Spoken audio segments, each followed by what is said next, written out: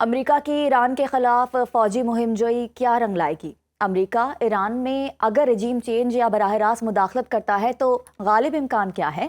یہ ایک مختصر جنگ نہیں ہوگی، فوری فتح کا خواب ایک سراب بھی ثابت ہو سکتا ہے۔ ایران امریکہ کے لیے دوسرا ویتنام نہیں بلکہ سپر ویتنام بن جائے گا۔ ایسا کیوں کر ہوگا، جانتے ہیں اس رپورٹ میں۔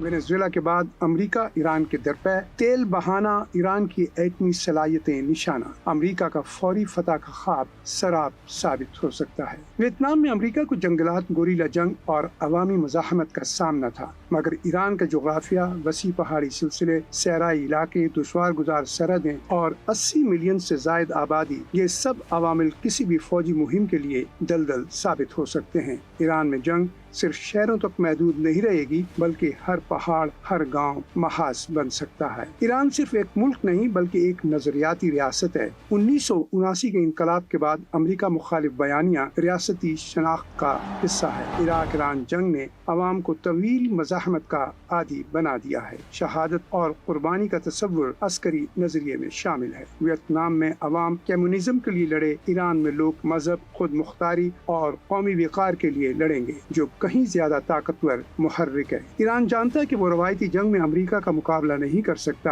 اس لیے گوریلا جنگ، پراکسی فورسز، حزب اللہ، حوثی، عراقی ملیشیا، سائبر وارفیئر، آبنائے حمص کی بندش، یہ سب ایسے ہتھیار ہیں جو امریکہ کو براہ راست شکست نہیں بلکہ ویتنام کی طرح طویل تھکا دینے والی جنگ میں دھکیل دیں گے۔ جنگ ایران تک محدود نہیں رہے گی۔ ویتنام ایک نسبتاً محدود جغرافیائی جنگ تھی، مگر ایران کی جنگ عراق، شام، لبنان، خلیج اور اسرائیل سمیت پورے مشرق وسطیٰ کو لپیٹ میں لے سکتی ہے۔ امریکی اڈے ہر طرف نشانے پر ہوں گے اور تیل کی عالمی منڈی ہل کر رہ جائے گی۔ ویتنام کے بعد امریکی عوام جنگ سے بیزار ہو چکے ہیں۔ فوجی نقصان نے سیاسی نظام ہلا کر رکھ چھوڑا ہے۔ آج کا امریکہ پہلے ہی اندرونی سیاسی تقسیم، معاشی دباؤ، یوکرین اور دیگر محاذوں میں الجھا ہوا ہے۔ ایران جیسی جنگ امریکی عوام کے لیے ناقابل قبول بوجھ بن سکتی ہے۔ اگر امریکہ ایران میں رجیم چینج یا براہ راست مداخلت کرتا ہے تو یہ مختصر جنگ نہیں ہوگی، فوری فتح کا خواب